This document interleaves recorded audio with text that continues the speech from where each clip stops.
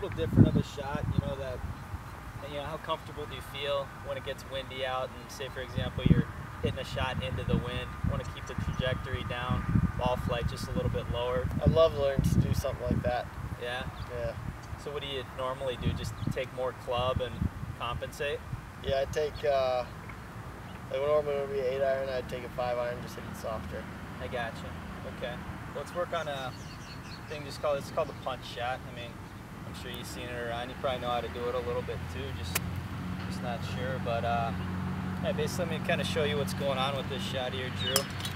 Right now I just got a 5-iron, and there's just a few things that you're gonna want to do differently at setup versus your normal shot. So, right here I'm gonna go with that tree, kind of on the right side there. But one thing, choke down on the club a little bit.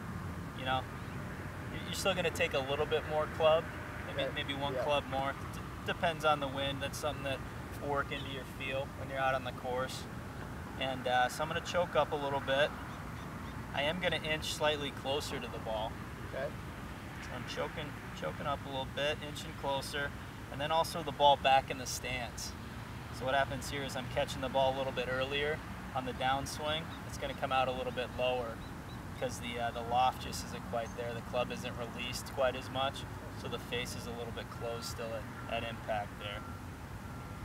All right, so I inched a little bit closer. I'm choking down. Ball's back in the stance. Then one last thing, Drew, is basically I'm just going to have an abbreviated finish.